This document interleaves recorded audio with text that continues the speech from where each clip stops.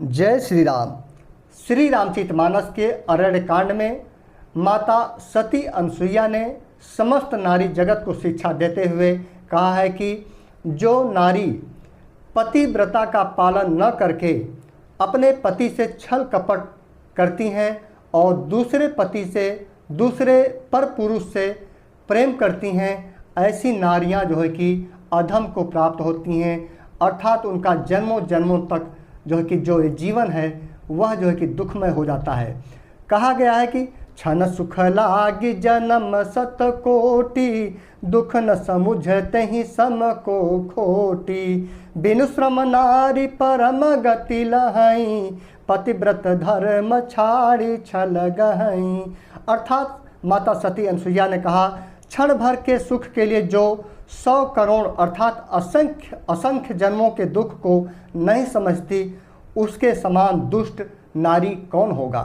जो स्त्री छल कपट छोड़कर पतिव्रत धर्म का पालन करती है, वह बिना ही परिश्रम के परम गति को प्राप्त होती है। इसलिए समस्त नारी जो इस समय पर पुरुष से प्रेम करने की बहुत सी घटनाएं ऐसे में घटित हो रही हैं, तो ऐसे नारियों को धर्म की बातें याद रखनी चाहिए। और यदि आप थोड़े से भी धार्मिक हैं तो श्री रामचरितमानस की यह चौपाई अवश्य पढ़िए। यह अरण्य कांड के दोहा संख्या 5 की चौपाई है और इसमें स्पष्ट तौर पर माता सती अनसुईया ने कहा है कि पर पुरुष से प्रेम करना नारी जगत के लिए सबसे बड़ी विडंबना है।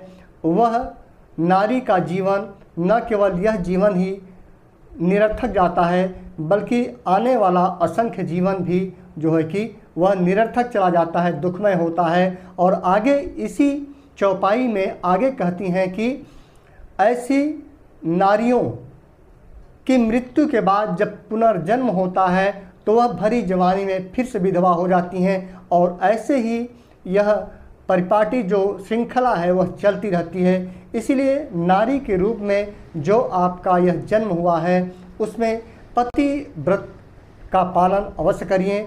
माता सती अनसुईया को आप सब लोग जानती हैं, और माता सती अनसुईया ने पतिव्रत का पालन करते हुए ही ब्रह्मा विष्णु महेश को भी अपने एक बाल रूप में उन्होंने कैद कर लिया था। तो पतिव्रत के पालन में बहुत बड़ी शक्ति होती है, इससे आपकी परम गति सिद्ध होती है।